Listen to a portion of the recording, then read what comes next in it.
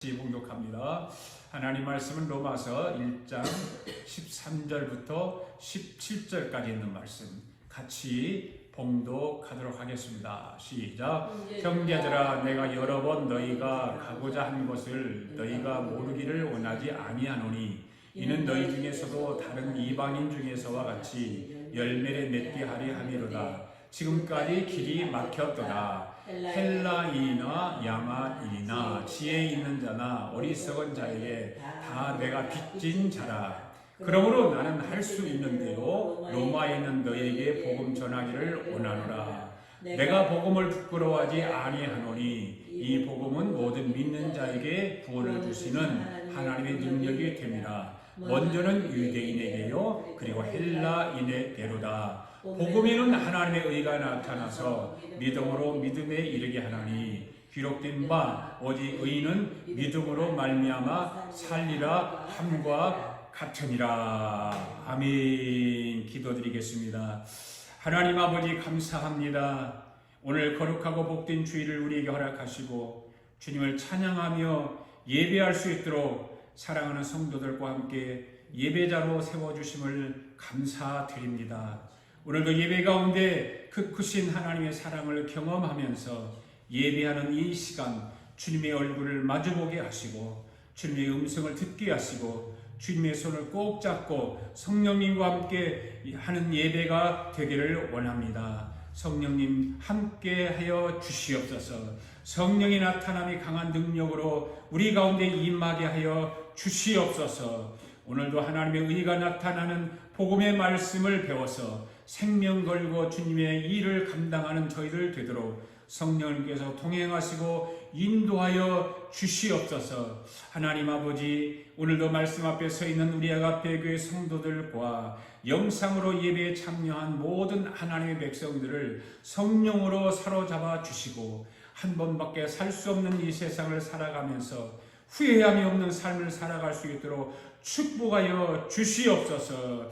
아버지, 오늘도 말씀 가운데 병든 자를 고쳐 주시옵소서.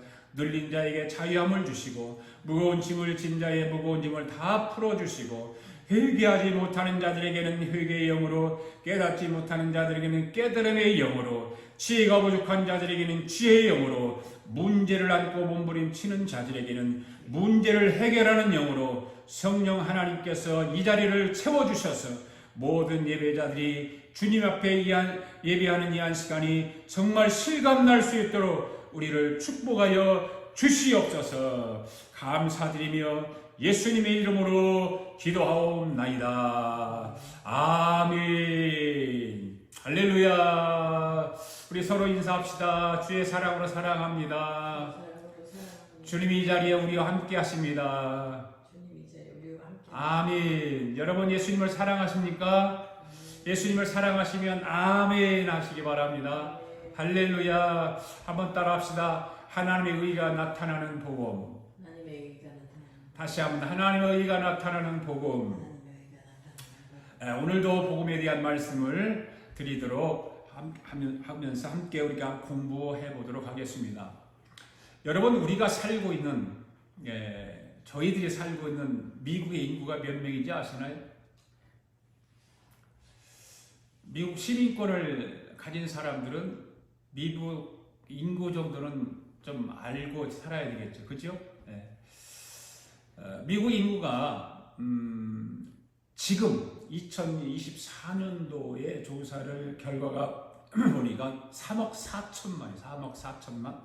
4천만이 되더라고요. 정확하게 말하면 3억 4,181만 4,420명이에요. 그런데 이 3억 4천만 중에 복음을 아는 사람은 얼마나 될까? 통계를 보면 이 통계는 2024년 통계가 없어요. 2019년도, 2020년도의 통계를 보니까 미국 타임즈에 실린 이 통계에 의하면 당신은 교회를 다니십니까? 하고 물으면 몇 명이 대답을 했냐면 2억 6천만 명이 다닌다고 대답을 했습니다. 그러니까 80%가 교회를 다닌다고 대답을 한 것입니다. 그런데 조금 다른 조사에 보면 누가 보더라도 기독교 신자인 사람들은 71%가 된다는 거죠. 71%는 2억 4천만 정도 됩니다. 그런데 여러분 잘 들어보시기 바랍니다. 2억 6천만 명의 교회를 다니는데 이렇게 질문을 그들에게 했대요. 2억 6천만 명에게, 교회를 다닌다고 하는 사람들에게 하나님이 당신 가슴에 계십니까? 또 예수님이 당신의 마음을 터치했습니까? 라고 물으니까 예, 그렇습니다라고 대답하는 사람이 반으로 줄어든 거예요. 1억 6천만 명으로 줄어드는 거예요. 그러니까 교회를 다니는 사람하고 하나님이 내 가슴에 들어와 있느냐고 예수님이 너의 마음을 터치했느냐라고 대답을 하는 사람은 다른 거죠. 여러분, 하나님이 내 가슴에 들어와 계시고 예수님이 내 마음을 터치했다라고 하는 것은 어떤 사람일까요? 영어로 말하면 born again 된 사람이죠. born again 됐다고 하는 것은 이제 나는 다시 태어났다는 그런 말 아닙니까? 여러분, born again 되었습니까? 그냥 교회 다니는 사람입니까? 아니면 하나님이 내 가슴에 들어와 계시고 예수님이 내 마음을 터치했음을 경험하고 있습니까? 그러니까 미국의 인구의 절반은 born again 된 사람입니다. 그런데 그 중에 또 절반은 성경에 기록된 하나님의 말씀은 조금도 오류가 없고 1.1획도 틀리지 않고 맞다라고 하고 예수님이 동정녀를 통해서 세상에 태어난 것을 조금도 의심 없이 믿고 십자가에 우리의 죄를 담당하시고 죽었다가 3일 만에 부활하신 것을 또 믿으며 다시 오실 분으로 믿는 사람들이 몇 명이나 될까라고 물어보니까 1억 명이라고 하는 사람이 또 줄어드는 거예요. 대답을 했습니다. 참, 그러니까 교회를 다니는 사람들 가운데도 다르잖아요, 다요. 그냥 교회를 다니는 사람, 하나님이 내 가슴에 들어와 있고 예수님이 내 마음을 터치했다는 사람, 또 더 나가서 예수님이 동정녀 마리아에게서 태어났고 성경의 기록이 조금도 오류가 없고 그 다음에 십자가에 내 죄를 위해 십자가에 죽으시고 3일 만에 부활하시고 다시 재림하실 주님으로 믿느냐라고 물어보면 1억 명으로 또 줄어드는 거예요. 이런 사람들을 어떤 사람이라고 말하면 영어로 에반젤리칼이라고 말하죠. 에반젤리칼은 뭐예요? 복음주의자라고 말합니다. 복음주의자들. 자, 그러니 기독교인들 가운데도 이렇게 분류가 다르다는 거죠. 여러분 보십시오. 미국의 인구 중에 3억 4천만 명 중에 1억 명이 복음주의자입니다. 그리고 새로 태어난 사람이 1억 6천만 명입니다. 그렇다면 미국의 국회의원들이 상하 의원들이 있는데 이런 어떤 사람들일까? 여러분 놀라지 마십시오. 미국의 국회의원 중 88%가 born again, 다시 태어난 복음주의자들이라고 하는 거예요. 여러분 지금 미국의 대통령이 누군가요? 조 바이든이죠. 이분이 미국의 현재 대통령이에요. 지난번에 대통령은 누구였죠? 도널드 트럼프였어요. 여러분 이 도널드 트럼프 대통령이 지난번에 대통령이 되었을 때에 결정적인 이유가 무엇이었다고 여러분 생각하나요? 복음주의들 때문에 도널드 트럼프 대통령이 당선된 거예요. 이 복음주의자들 가운데 81%가 트럼프를 지지해서 대통령이 되었다는 것을 우리는 다 잘 알고 있어요. 교회 다니는 사람들. 아마 이번에도 도널드 트럼프 대통령이 될 가능성이 상당히 많다라고 보는 사람들이 많습니다. 사람들 가운데는요, 그 당시에도 도널드 트럼프 대통령이 안 된다고 했습니다. 미국의 복음주의 국회의원들과 복음주의자의 목사님들은 그런데 다 트럼프가 된다고 확신했다고 하지 않았습니까? 여러분, 여러분 트럼프 대통령이 born again 된 사람일까요? 아니에요. 도널드 트럼프 전 대통령은 어린 아이와 같은 신앙을 가진 사람입니다. 그래서 미국 목사님들이 born again 된 이 복음주의 목사님들이 트럼프를 뭐냐면 베이비 크리스찬이라고 그렇게 말을 하는 거예요. 교회를 다니기는 다니는데 이 전 대통령인 도널드 트럼프 대통령 결혼을 3번씩이나 했잖아요. 그럼 거듭나지 않은 거거든요. 결혼을 3번씩이나 했는데. 그렇지만 미국 목사님들이 볼 때 국회의원들 중에서도 새로 태어난 사람들이 있었지만 그들이 조금 약하다고 생각을 하고 트럼프를 구약 성경에 누구와 빗대어서 지금 바라보고 그렇게 찍었냐면 고레스 왕하고 같다라고 생각을 하는 거예요. 하나님의 일을 해줄 사람이 트럼프라는 거죠. 그래서 트럼프를 지원해서 역사상 가장 투표수가 많은 그건 잘 모르겠지만 타우지간 대통령이 되게 한 거죠. 이번에도 그럴 가능성이 참 많다라고 보는 사람들이 있어요. 그리고 트럼프 대통령이 당선되고 나서 내각을 구성하는데 그 내각이 미국 역사상 가장 많은 복음주의자들로 구성을 이루었다는 거죠. 사람들은요, 트럼프를 말할 때 이상하다고 하고 욕을 해요. 그런데 복음주의자들은 이상하지 않다라고 말을 하는 것입니다. 여러분, 이렇게 복음은 인류 역사 가운데 아주 중요한 역할을 하고 있다는 것을 우리는 알아야 되는 것입니다. 이 복음이라고 하는 것, 예수 그리스도가 이 복음인데 바로 하나님의 의가 나타나는 것이 바로 복음인데 여러분 잘 보십시오. 세계 어느 나라도 복음이 들어간 나라와 복음이 들어가지 않는 나라 가운데 비교를 해보자 이거예요. 복음이 들어간 나라 가운데 가난하고 자유가 없는 나라가 있습니까? 한 나라도 없습니다. 우리나라 봅시다. 우리는 이승만 대통령 때문에 우리나라가 지금 난리가 났잖아요. 역사가 지금 바뀌고 있는 거예요. 전에는 이승만을 지우기, 이승만을 욕하고 이승만을 절대 앞에 세우지 않으려고 했던 그런 역사가 되었다면 2024년도에는 이승만 대통령이 다시 뜨게 돼 있죠. 그래서 이승만 대통령을 통해서 우리나라가 건국을 이루었고 그 감춰졌던 모든 것들이 이제는 하나씩 드러나서 정말 이승만 대통령이 우리나라의 국부라고 하는 것을 다시 국민들로 하여금 인식하게 하고 다시 잘못 배웠던 것을 바로 알게 하고 그래 중고등부 청년들 이런 사람들이 이걸 보면서 눈물을 안 흘리는 사람이 없대잖아요.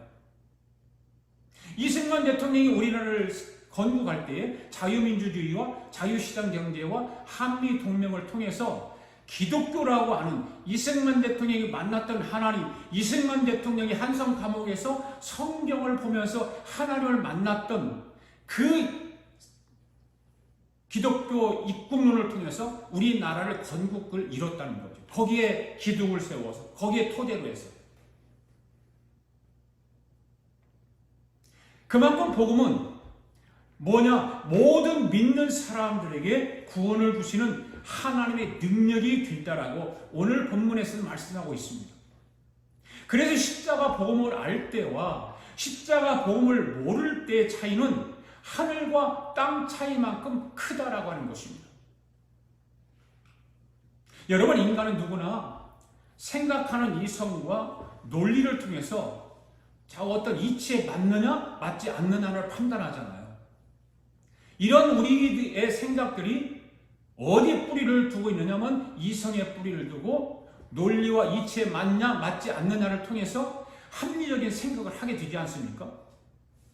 그 합리적인 생각을 만들어내는 것을 뭐라고 학문적으로 말하냐면 철학적 사고라고 말을 하고 있잖아요. 그런데 여러분, 이 철학적 사고에는 해답이 없다는 것을 여러분들도 알잖아요. 해답이 없는 거예요. 철학적 사고는 계속 질문만 하는 거죠. 그렇기 때문에 해답이 없기 때문에 계속해서 의문과 질문만 있기 때문에, 그러다 보니까 결국은 이 철학자들 가운데는 허무주의에 빠지게 되었다는 거예요. 인생을 그렇게 자포자기하고 생각은 많은데, 그죠? 인간이기 때문에 생각은 많이 하는데 답이 없다는 거죠. 그것뿐만 아닙니다. 어떤 사람은 이성이 아닌 감성에다가 뿌리를 두고 살아갑니다. 그리고 논리보다는 현상을 추구하며 살아가는 사람들이 많습니다. 그리고 느낌을 추구하면서 막 이 감성으로 느끼는 거 있잖아요. 그 황홀한 것이 없을까 하고 찾아다니는 거죠. 어떻게 하면 기분 좋은 일이 없을까? 네. 어떻게 내 삶이 행복할까? 그런 목적만을 위해서 달려가는 사람들이 이 세상에는 너무 많은 거예요. 그렇게 목적을 향해 달려가 보아도 끝이 보이지 않는 거예요. 어느 한계점이 가서 부딪히게 되어 있습니다. 이 세상에 많은 사람들, 돈이 많다든가 학문을 많이 공부했다든가 정말 뭔가 세상적인 것으로 가득 채워져 있는 사람들을 보면 계속해서 달려가는데 끝이 보이지 않는 거죠. 그러니까 어느 때 가서 한계점에 부딪히게 되어 있어요. 한계점에 인간이 부딪히게 되면 어떻게 됩니까? 알코올 중독이 되어서 술을 마시는 거예요. 어떤 때는 막 그것이 안 되니까 답답하고 막 부딪히니까 미친 사람같이 차를 타고 다니면서 음악을 틀고 가장 크게 볼륨을 올리고 노래를 따라 부르기도 하고, 그것도 안 되면 이제는 어떻게 됩니까? 마약에 손을 대는 거예요. 그리고 세계 이곳저곳 여행도 다녀봅니다. 그래도 만족이 없습니다. 그러면 어디 더 좋은 곳이 없을까 하고 계속 찾아보기도 하지만 한계가 있기 때문에 벽에 부딪히는 거예요. 그러다가 다른 힘을 구하기 위하여 신을 찾게 되는 거예요. 또 결국에 어디에 빠지게 됩니까? 종교에 빠지게 되죠. 사이비 종교에도 빠져보기도 하고, 이단에 빠져보고, 미신에도 빠져보고, 이렇게 말을 하면 사람들이 그래요. 성도들이 그래요. 목사님, 저는 사이비 이단에 빠지지 않았는데요. 그렇게 말을 하는 거예요. 맞죠? 사이비 이단에 빠지지 않았죠. 미신에도 빠지지 않았죠. 그런데 여러분, 가만히 한번 생각해 보자는 것입니다. 저와 여러분의 신이 되어 있지는 않느냐 그 말이에요. 내가 나를 신으로 만들어 놓고 살아가지 않느냐 그 말이에요. 거기에 빠져서 살아가지는 않느냐 그 말입니다. 그래서 여러분의 말만 믿고 살아가지는 않습니까? 여러분이 스스로 여러분의 말만 믿고 따라가는 거죠. 여러분의 생각만 가지고 살아가는 거예요. 그것이 바로 여러분이 종교에 빠져있는 이단이고 미신이라는 것을 알아야 되는 것입니다. 그것이 여러분 안에 자리 잡고 있는 이단 종교인 것입니다. 교회를 다니기는 다니는데 자기 생각, 자기 주관에 빠져 있는 사람은 하나님 말씀을 듣기는 듣습니다. 하나님 말씀을 듣기는 듣지만 들을 때 뿐인 것입니다.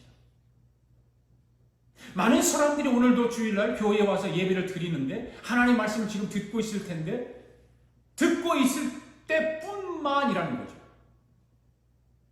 자기 생각, 자기 주관에 빠져 있기 때문에. 왜 그럴까요?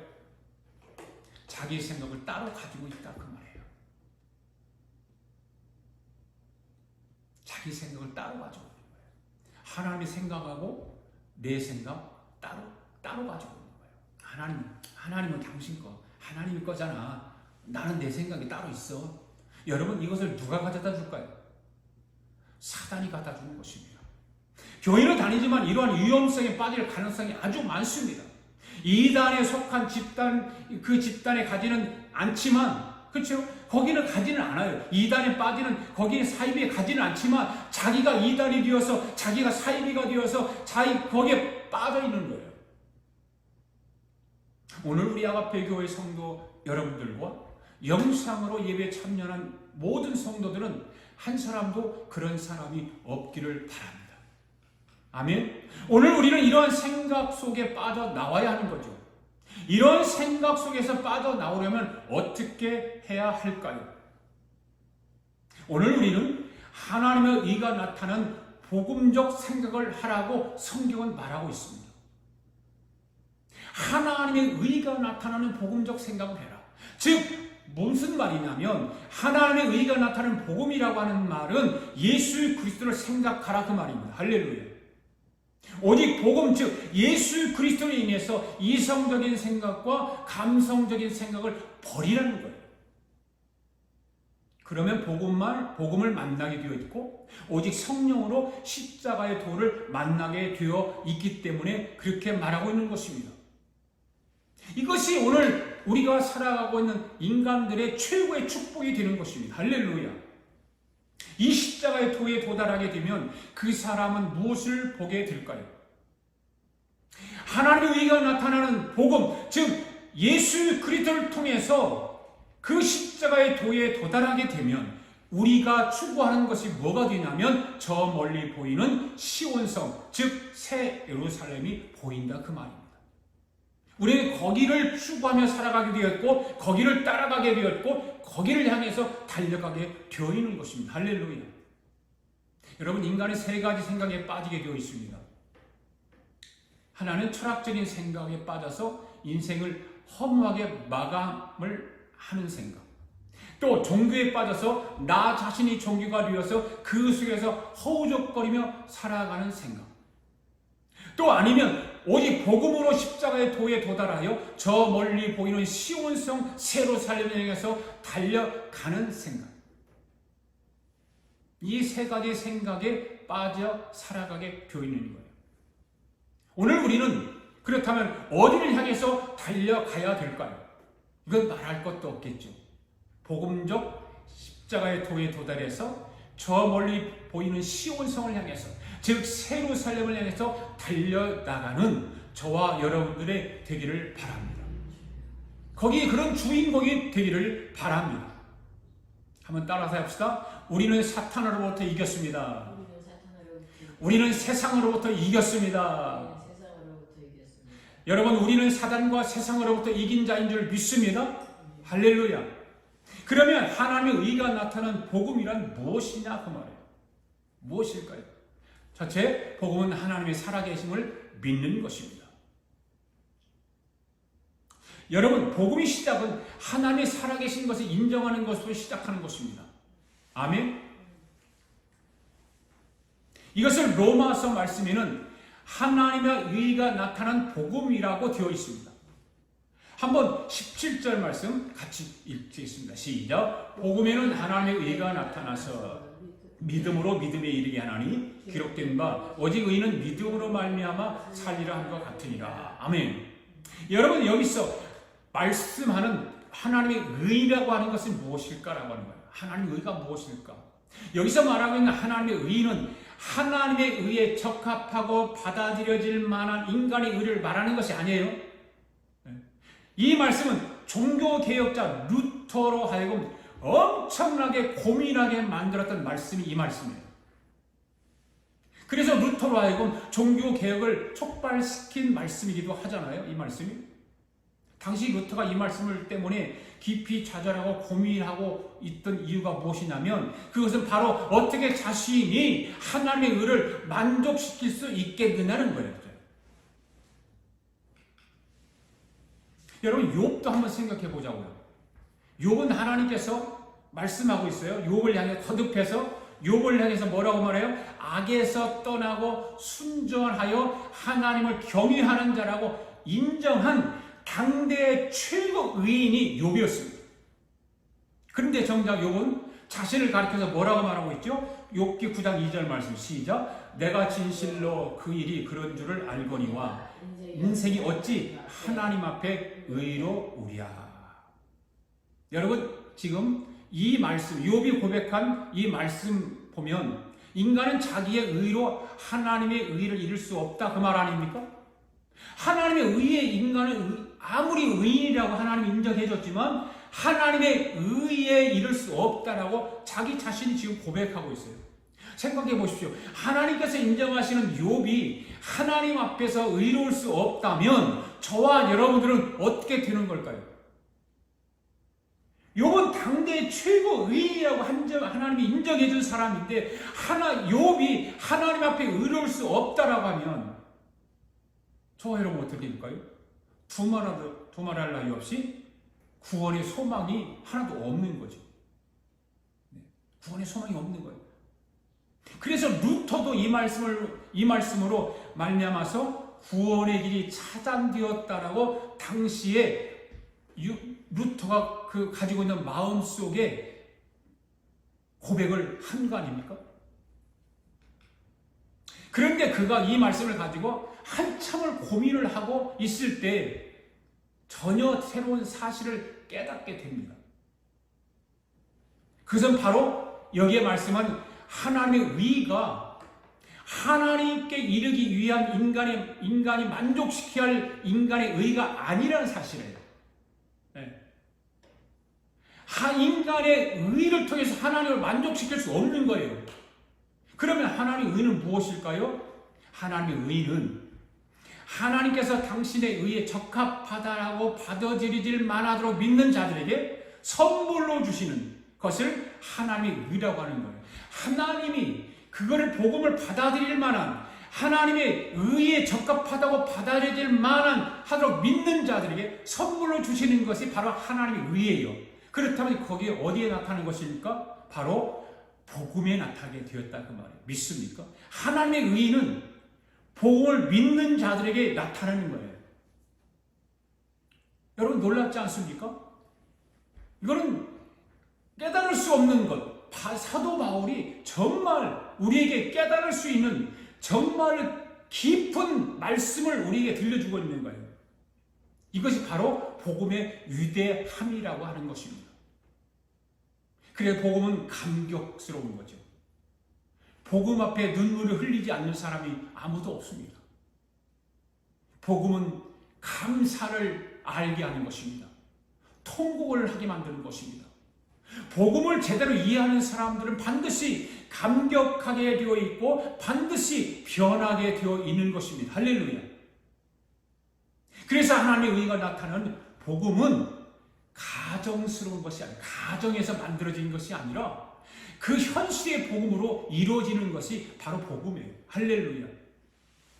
그래서 여러분 이 말씀을 곰곰이 한번 생각해 보시기 바랍니다. 이 말씀을 한번 뒤집어서 생각하면 어떻게 되는 것입니까? 여러분 복음에는 하나님의 의가 나타나서 그 다음에 뭐라고 그래요? 믿음으로 믿음에 이르게 한다라고 되어 있지 않습니까? 할렐루야. 그래서 세상에서는 믿음으로 말미암은 의인만 있는 것이 아니라 믿음으로 말미암지 않은 의인도 있다 그 말이에요. 세상에는. 아멘? 그렇습니다. 여러분 분명히 세상에는 믿음으로 말미암지 않고서도 자신을 의인이라고 생각하는 사람이 있어요 없어요? 있죠. 많죠. 성경에서도 보면 그런 사람들이 많잖아요. 예수님께서 그것을 확인시켜 주지 않습니까? 이른 양과 드라크마 비유를 통해서 예수님께서 말씀하신 회개할 것이 없는 의인이다라고 얘기했어요. 네. 세리와 함께 성전에 올라갔던 바리새인이 바로 그러한 자라고 성경은 말하고 있어요. 그러면 자신이 스스로 의인이라고 생각한다고 해서 그가 의인일까요? 아니겠죠. 스스로 회개할 것이 없다고 한다고 해서 정말 그가 의인이 되겠느냐 그 말이에요. 세상에서 정말 선하게 살았습니다. 도덕적으로 완벽하게 살았습니다. 죄진 거 없습니다. 그런데 그러면서 그는 나는 회개할 것이 없어. 내가 뭐 죄진 게 있나? 나는 세상에서 정말 깨끗하게 살고 정말 도덕적으로도 정말 빈틈없이 살았어. 나는 회개할 것이 없다라고 말하는 그 사람이 의인이라고 할 수 있냐 그 말이에요. 미안하지만 성경은 단호하게 말씀합니다. 사도 요한은 우리가 죄 없다고 하면 스스로 속이는 것이라고 분명하게 말하고 있습니다. 아무리 세상에서 의인인 척하고 살아가지만 모든 사람은 뭐라고 그랬어요? 죄인이라고 그랬어요. 우리 속에 진리가 들어있지 않은 것은 뭐예요? 증거. 더 나아가 그것은 하나님을 거짓말하는 자를 만드는 것이라고 성경은 말하고 있지 않습니까? 그렇습니다. 여러분, 자기 스스로 아무 죄가 없는 의인이라고 생각하는 것은 자신의 죄인됨을 더욱더 부각시키는 것이 되고 마는 거예요. 예. 그걸 모르는 거예요. 그런 사람들은, 세상 사람들은 그걸 모르는 것입니다. 자신이 얼마나 타락해 있는가를, 그 말을 그렇게 하는 사람은 그것을 증명하고 있는 거예요. 여러분 보십시오. 가늠하다 현장에서 잡혀온 여인을 죽이기 위해서 돌을 들였던 그 완악한 사람들조차도 죄 없는 자가 먼저 돌로 치라고 하는 예수님의 말씀을 듣고는 어떻게 했어요? 단 한 사람도 예의 없이 다 도망가 버렸어요. 그 사람들 입에서는 자기들이 의인인 척한 사람들입니다. 네. 그런데 예수님이 그렇게 말씀하시니까 한 사람도 나 여기 의인이야 하고 남아있는 사람이 한 사람도 없었어요. 다 도망갔어요. 사람이 자신이 보기에는 다 의인인 것 같아도 알고 보면 뭐다? 죄인이다. 아멘. 죄인도 어마어마한 죄인인 거예요. 죽어 마땅한 죄인인 거예요. 로마서 6장 23절에서 그렇게 말했잖아요. 그러므로 우리는 하박국 선지자나 또 사도 바울이 언급한 대로 믿음을 가져야 되는 것입니다. 할렐루야. 예수를 구주로 믿어야 하는 것입니다. 사는 길이 바로 거기에 있는 것입니다. 할렐루야. 하나님의 의가 나타나는 복음, 예수 그리스도를 믿어야 하는 것입니다. 여러분의 생각으로는 하나님이 살아계시다는 걸 믿을 수 있을까요? 여러분이 이성으로는 하나님이 살아계시다는 걸 못 믿을 거예요.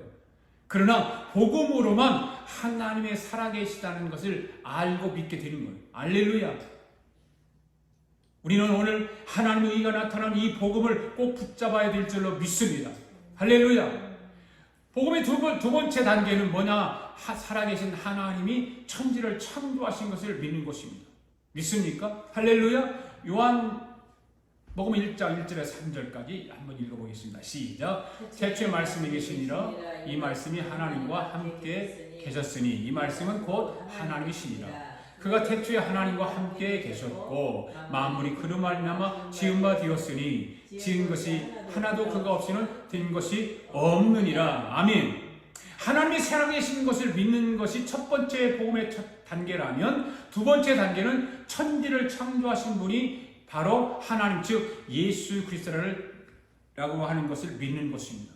그러면 세 번째 복음의 단계는 뭐냐? 천지를 창조하신 하나님이 인간으로 오셨다는 걸 믿는 거예요. 그것을 믿는 거예요. 하나님이 사람으로 오셨다는 것을 믿는 거예요. 요한일서 4장 1절 말씀 읽어보겠습니다. 시작. 사랑하는 자들아 영을 다 믿지 말고 오직 영들이 하나님께 속하였나 분별하라. 많은 거짓 선지자가 세상에 나왔습니다. 이로써 너희가 하나님의 영을 알지니 곧 그리스도께서 육체로 오신 것을 시인한 영마다 하나님께 속한 자요 예수를 시인하지 않는 영마다 하나님께 속한 것이 아니니 이것이 곧 적그리스도의 영이니라. 오리라 한 말을 너희가 들었거니와 지금 벌써 세상에 있느니라. 아멘. 이 말씀이 무슨 말씀입니까?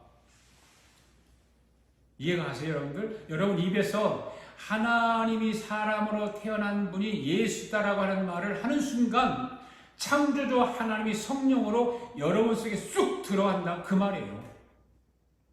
네. 여러분 사람이 제일 첫 번째 알아야 할 것은 바로 이 복음의 핵심인 창조주 하나님이 육신의 몸을 입고 이 땅에 오신 분이 예수님이라고 하는 사실을 알아야 되고 믿어야 되는 것입니다. 할렐루야. 여러분 천지를 창조하신 하나님이 사람으로 이 땅에 오셨다는 사실을 믿습니까? 네. 그러니까 지금 여러분 안에 이 복음을 받아들이기 위해서 어떻게 해야 되는가 하면 바울은 말하기를 뭔 말해? 어떻게 말해? 이성적인 생각과 합리적인 생각과 종교적인 생각을 가지고 있으면 복음은 들어갈 수 없다라고 하는 것입니다. 고린도후서 10장 4절 말씀 한번 읽어봅시다. 시작. 우리의 싸우는 무기는 육신에 속한 것이 아니요 오직 어떤 견고한 진도 무너뜨리는 하나님의 능력이라. 이 말씀을 보면 뭐예요? 우리의 싸움은 육체 몸이 아니고 하나님 앞에 견고한 진과 싸운다, 그렇게 말하고 있습니다. 여러분, 견고한 진이라고 하는 게 뭐라고 그랬어요? 진은 생각입니다. 네, 생각. 그리고 견고하다고 하는 말은 뭐예요? 고집인 것입니다. 견고한 거죠. 아주 누구도 거기는 틈을 타지 못하는 거죠. 그러니까 견고한 진은 누구도 이길 수 없는 것입니다. 생각에다가 고집을 덮어버리면 누구의 말도 듣지 않습니다. 누가 말을 해도 소용이 없습니다. 천하의 어떤 사람도 이길 수 없습니다. 그래서 성경은 우리가 싸울 것은 육신에 속한 것이 아니라 내 안에 있는 생각 더하기 견고한 고집과 싸우라, 그렇게 말하고 있는 거예요. 지금 고린도후서 10장 4절에서 그렇게 말하고 있는 거예요. 복음 밖에는 여러분, 저와 여러분의 생각과 하나님이 대적하는 것을 무너뜨릴 수 있는 것은 없어요. 복음밖에 없어요. 어떤 것도 무너뜨릴 수 없어요. 견고한 진인데 어떻게 무너뜨려요? 그러면 복음이 들어가게 하려면 어떻게 해야 될까요? 당연히 고집을 깨야 되는 거죠. 아멘? 선입견을 깨는 거예요. 선입견을 깨고 고집을 깨지 않으면 복음이 들어갈 수 없습니다. 그동안의 거짓에 속은 것을 무너뜨려야 하는 것입니다. 그래야 복음이 저와 여러분 속에 들어가는 것입니다. 할렐루야. 5절 말씀 한번 또 읽어볼까요? 시작. 모든 이론을 무너뜨리며 하나님 아는 것을 대적하여 높아진 것을 다 무너뜨리고 모든 생각을 사로잡아 그리스도에게 복종하게 한다는 것이죠. 그동안 잘못 배운 생각과 사상을 무너뜨리라, 그 말이죠. 복음 앞에 내려놓으라는 그 말 아닙니까? 그래야 예수님이 여러분 안에 들어가는가, 그 말이에요. 할렐루야. 여러분, 예수님이 이 세상을 창조한 주인이신 것을 믿습니까? 예수님이 사람으로 오셨다는 걸 믿습니까? 할렐루야. 그러면 네 번째는 복음이 무엇일까? 하나님으로부터 온 예수님이 십자가에 죽으셨다는 걸 믿는 거예요. 이거는 웬만하면 여러분 다 알고 있어요. 오늘 본문 16절 말씀 한번 읽어볼까요? 시작. 내가 복음을 부끄러워하지 아니하노니 이 복음은 모든 믿는 자에게 구원을 주시는 하나님의 능력이 됨이라. 먼저는 유대인에게요 그리고 헬라인에게로다. 여러분, 이 복음은 모든 믿는 자에게 구원을 주시는 하나님의 능력이 됨이라고 했습니다. 그렇다면 우리가 구원이라고 할 때 그것은 무엇으로부터 구원을 말하는 것일까라고 하는 거예요. 무엇으로부터 구원이에요? 먼저 구원이란 뭐예요? 죄의 권세로부터 구원을 말하는 거예요. 할렐루야. 믿습니까? 네. 구원이란 바로 이 사탄의 지배에서 벗어나는 것을 말하는 것입니다. 그래서 성경은 예수님께서 오신 목적이 마귀의 종로로 타는 자들을 놓아주기 위함이라고 히브리서 2장에서 말하고 있거든요. 예수님이 오신 목적이 마귀의 종로로 타는 자들을 놓아주기 위해서, 풀어주기 위해서. 또한 구원이란 죄책으로부터 구원을 말합니다. 빚진 사람은 빚을 갚아야 할 책임이 있지 않습니까? 마찬가지로 죄를 지은 사람도 죄에 대한 책임을 져야 하는 것입니다. 성경은 죄의 삭은 사망이라고 로마서 6장 23절에 말하고 있습니다. 아담의 자손 중에 그 누구도 이 죄책으로부터 자유롭지 못하게 되었습니다. 그건 다 알잖아요.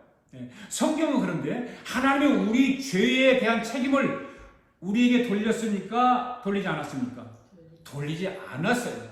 그리고 죄를 알지도 못한 그 아들 예수 그리스도께 물으셨다라고 증거하고 있는 거예요. 죄값을 물었다. 우리의 죄의 대가를 물으셨다. 그래서 예수 안에 있는 자는 결코 정죄함이 없다라고 로마서 8장 1절에서 말하고 있지 않습니까? 바로 십자가의 도가 예수 그리스도께서 우리를 구원하는 것입니다. 믿습니까? 빌립보서 2장 8절 말씀을 읽어보겠습니다. 시작. 사람의 모양으로 나타나서 자기를 낮추시고 죽기까지 복종하셨으니 십자가에 죽으십니다. 바울이 이 십자가의 도를 알고 난 이후로 자신의 생각들이 잘못되었다고 하는 사실을 알게 된 거예요. 그 다음에 3장 8절 말씀 시작. 또한 모든 것을 해로 여김은 내 주 그리스도 예수를 아는 지식이 가장 고상하기 때문이라. 내가 그를 위하여 모든 것을 잃어버리고 배설물로 여김은 그리스도를 얻고. 아멘. 그래서 바울은 하나님의 의가 나타난 복음인 십자가의 도를 알고 난 이후로 모든 것을 어떻게 했다? 잃어버리고 배설물로 여겼다. 잃어버렸다는, 자기가 가지고 있던 모든 이성 생각 그런 것들 다 잃어버렸다. 버렸다. 배설물로 여겼다. 그거를. 우리는 그렇게 할 수 있을까요? 내가 가지고 있는 그런 사상들 다 잃어버리고 배설물로 여길 수 있을까요? 바울이 그렇게 했다라고 말하고 있지 않습니까? 그래서 이 하나님의 의가 나타난 복음을 알고 난 이후로 모든 것을 다 잃어버리고 배설물로 여겼다. 여러분, 하나님의 의가 나타난 복음인 십자가의 도를 여러분 믿나요? 믿으십니까? 그렇다면 바울과 같이 이성적이고 합리적인 생각들을 버려야 되는 거예요. 버리시기 바랍니다. 무엇을 버리라고요? 이성적인 생각, 합리적인 생각, 논리적인 생각, 철학적인 생각, 그리고 감성적인 생각, 황홀한 생각 다 버리라고 그래요. 나는 그럼 뭔 재미로 살아요? 그런데 이거를 버리고 나면 더 좋은 것이 우리에게 나타나는데, 그것이 뭐냐? 하나님의 의가 나타난 복음인 십자가의 도를 만나면 더 즐거운 거예요. 이 십자가의 도를 알게 되면 여러분의 모든 문제가 다 해결되는 거예요. 할렐루야. 꼭 이 복음을 가슴속에 품고 새로 살란까지 우리 함께 갑시다. 할렐루야. 그 다음에 다섯 번째는 어떤 것입니까? 예수님 부활을 믿는 거죠. 그리고 또한 저와 여러분의 부활도 믿는 거예요. 할렐루야. 자, 이 말씀 고린도서 15장에 있는 말씀을 한번 읽어보겠습니다. 시작. 형제들아, 내가 너희에게 전한 복음을 너희에게 알게 하노니 이는 너희가 받은 것이요 또 그 가운데 선 것이라. 너희가 만일 내가 전한 그 말을 굳게 지키고 헛되이 믿지 아니하면 그로 말미암아 구원을 받으리라. 내가 받은 것을 먼저 너희에게 전하노니 이는 성경대로 그리스도께서 우리의 죄를 위하여 죽으시고 장사 지낸 바 드셨다가 성령대로 사흘 만에 다시 살아나사 게바에게 보이시고 후에 12 제자에게와 그 후에 500여 형제를 일시에 보이셨나니 그 중에 지금까지 대다수는 살아있고 어떤 사람은 잠들었으며 그 후에 야고보에게 보였으며 그 후에 모든 사도에게와 그렇게 말하고 있죠. 여러분, 예수님께서 3일 만에 부활하셨다는 사실을 믿습니까? 주님이 부활하신 것처럼 오늘 저와 여러분도 부활한다는 사실을 믿습니까? 할렐루야. 다시 한번 묻습니다. 예수님께서 십자가에 돌아가셨다가 3일 만에 부활하셨다는 사실을 믿습니까? 우리도 주님처럼 부활할 것을 믿습니까? 그러면 예수님의 부활과 내가 어떤 관계가 있는가 하는 거예요. 예수님의 부활과 나와 어떤 관계가 있는가? 여러분, 지금 주님이 어디 계시죠? 하나님 보좌 우편에 계십니다. 우리는 지금 어디 있죠? 인간으로 땅에서 지금 살아가고 있습니다. 그러면 예수님과 나의 관계는 무엇일까요? 구약의 성막에 나오는 내용하고 똑같은 거예요.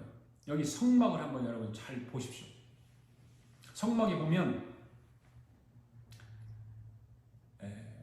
뜰이 있고 성소가 있고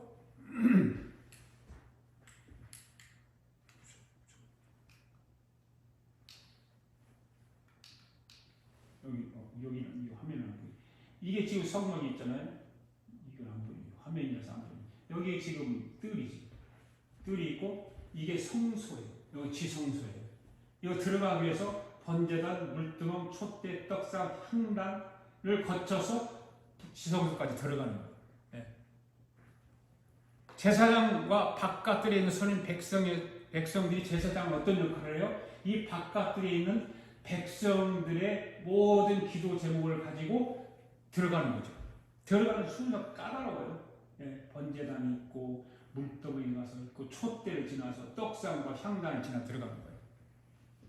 그런데 제사장이 들어가서 하나님하고 말을 하는데 바깥들에 있는 백성들이 막 병든 자가 왔는데 병들이 막 낫는 거예요.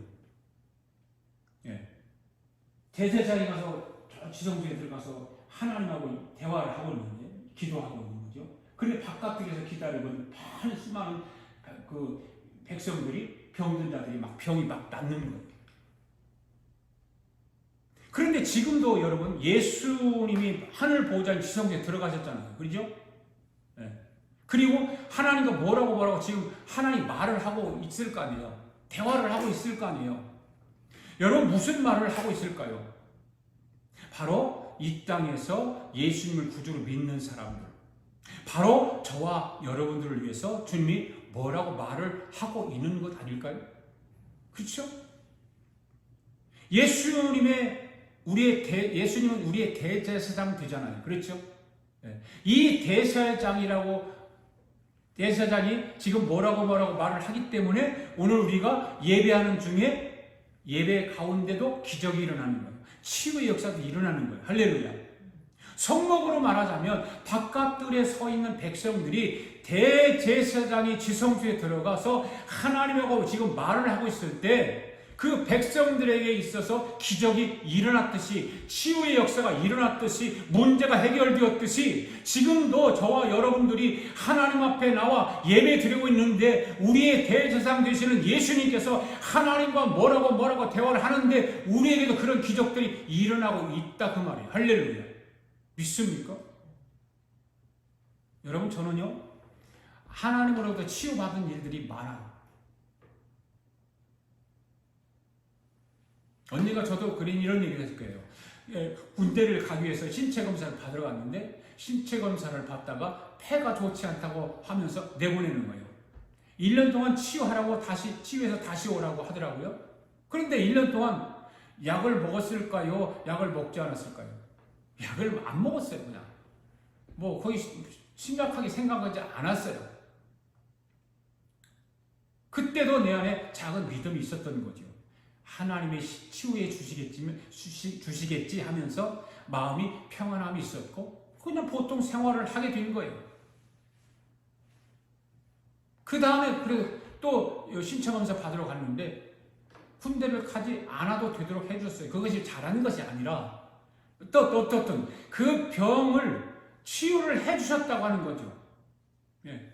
그래서 군대를 갔지 않았지만 지금까지 건강하게 하나님의 일을 잘하고 있는 것은 하나님께서 지금 우리의 대제사장 되시는 예수님이 하나님의 보좌 앞에서 하나님과 뭔 대화를 하는 가운데 내가 하나님과 예배하고 맡겨진 사명을 감당하면서 하나님께서 그 기도를 들으시고 응답해 주셔서 건강하게 지금 일하고 있다 그 말이에요.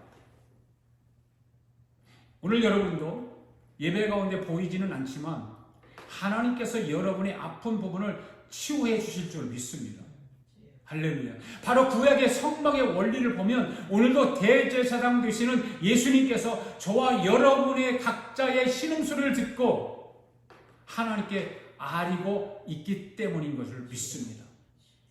오늘도 그 믿음을 갖게 되기를 바랍니다. 주님의 선하신 능력을 여러분 믿습니까? 그러니까 여러분 하나님 앞에 예배 드릴 때 적당하게 드리는 것이 아니라 그 말이에요.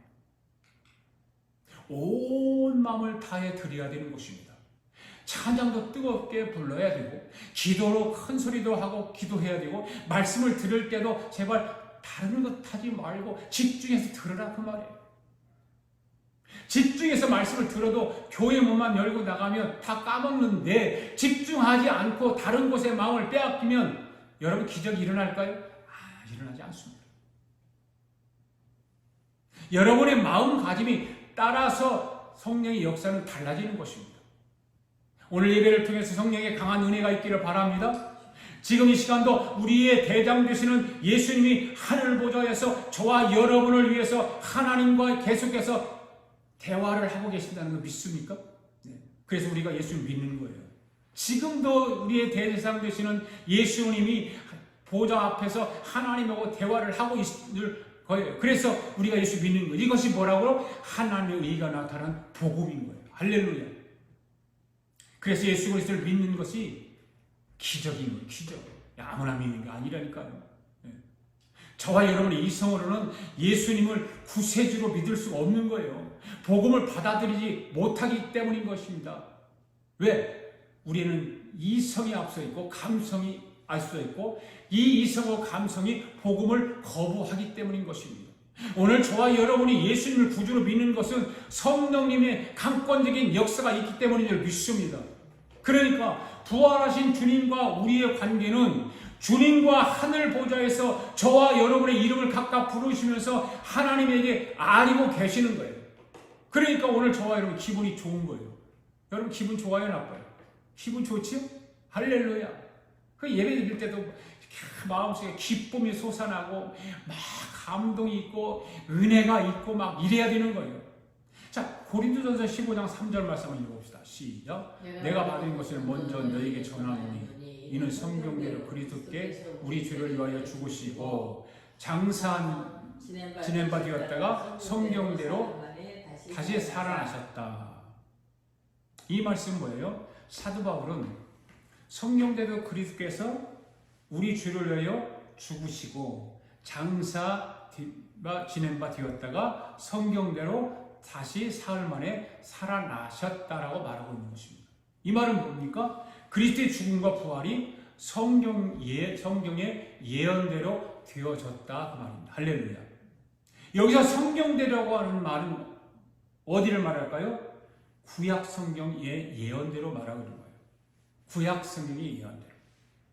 따라서 이 말씀이 좀 더 정확한 의미는 뭐냐면 그리스도의 죽음과 부활이 돌발적인 사건이 아니라 구약 성경에 예언되어졌던 것으로서 그것이 그대로 성취되었다 그 말입니다. 할렐루야. 믿습니까? 그냥 일시적으로 그냥 이루어진 것이 아니라 돌발적인 사건이 아니에요. 구약 성경에서 이미 예언되어진 거예요. 그것이 성취된 거예요. 할렐루야. 그렇습니다, 여러분. 그리스도의 부활과 죽음과 부활은 이미 구약 성경에 자세히 예언되어졌던 일인 것입니다. 구약 성경에는 그리스도의 죽음과 부활에 대한 직접적인 예언이 여러 곳에서 제시되어 있지 않습니까? 그런 예언이 맨 처음에 제시된 곳이 창세기 3장 15절 말씀이에요. 자, 한번 읽어볼까요? 시작. 내가 너를 여자와 원수가 되게 하고 너의 후손도 여자와 후손과 원수가 되게 하리니 여자의 후손은 네 머리를 상하게 할 것이요 너는 그의 발꿈치를 상하게 할 것이니라. 여기서 너는 뭘 말해요? 너는 사단을 말하는 거예요. 마귀. 여자의 후손은 예수님. 발꿈치를 상하게 한다고 하는 것은 뭐예요? 예수님의 죽음을 말하는 거거든요. 그리고 머리를 상하게 한다는 뭐예요? 예수님의 부활을 통해서 사단의 사망 권세를 깨트릴 것을 의미하는 거예요. 할렐루야. 이 창세기 3장 15절 말씀이 주는 의미가 이렇게 깊은 거라고 말해요. 이미 예수님의 죽음과 부활은 이 창세기 3장 15절에서부터 예언을 하고 있는 거예요. 그 외에도 그리스도의 죽음과 부활을 예언한 구약의 대표적인 말씀을 제시해 보면 한번 찾아보겠습니다. 시편 16장 10절 시작. 이는 내 영혼을 음부에 버리지 아니하시며 주의 거룩한 자로 썩지 아니 것입니다. 그 다음에 호세아서 6장 2절 시작. 여호와께서 이틀 후에 우리를 살리시며 제3일에 우리를 일으키시니 우리가 그 앞에 살리라. 스가랴 12장 10절 말씀. 내가 다윗의 집과 예루살렘 거민에게 은총과 간구하는 심령을 부어주리니 그들이 그 찌른 바 그를 바라보고 그를 위하여 애통하기를 독자를 위하여 애통하며 하듯 하며 그를 위하여 통곡하기를 장자를 위하여 통곡하듯 하리라. 아멘. 이 외에도 예수 그리스도의 죽음과 부활에 대한 예언은 구약 성경에 수도 없이 많죠. 그러므로 여러분, 예수 그리스도의 죽음과 부활은 틀림없는 사실인 것입니다. 할렐루야. 예수님께서 하나님의 아들이시요 그리스도라고 하는 것도 분명한 사실이라는 것입니다. 할렐루야. 예수님이 부활 직후 예수님 부활을 허위인 것처럼 날조하려고 하는 유대 종교 지도자들의 음모 아래 오늘날까지 예수님의 죽음과 부활을 부인하는 주장은 계속 되어지고 있다는 거예요. 예수님의 죽음과 부활 사건을 하나의 신화적 사건으로 날조해서 사람들로 하여금 예수님을 믿지 못하게 하려는 시도가 사단의 무리들이 계속해서 지금도 이어져 가고 있다는 것입니다. 예수님의 죽음을 우발적인 사건으로 치부해서 예수님께서 그리스도가 아닌 것으로 호도하려고 하는 움직임이 2000년 동안 계속해서 진행되어져 오고 있는 것입니다. 이 모두가 왜 그럴까요? 우리로 하여금 예수님을 믿지 못하게 하려고 하는 사탄의 음모라고 하는 것이죠. 그러므로 사랑하는 성도 여러분, 우리는 예수 그리스도의 죽음과 부활 사건이 구약 성경에 예언된 대로 이루어진 명백한 사건이라고 하는 것을 확신하시기를 바랍니다. 그래서 예수 그리스도에 대한 마음이 흔들림이 없어야 하는 거예요. 그럴 때 우리도 성경 말씀대로 그리스도와 같이 죽음을 이기고 생명의 부활에 참여하게 될 줄로 믿습니다.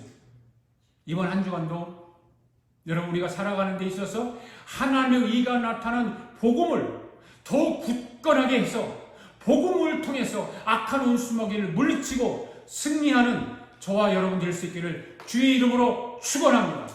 할렐루야. 우리 다 함께 살아계신 주 찬양하면서 하나님 앞에 감사의 힘을 드리도록 하겠습니다.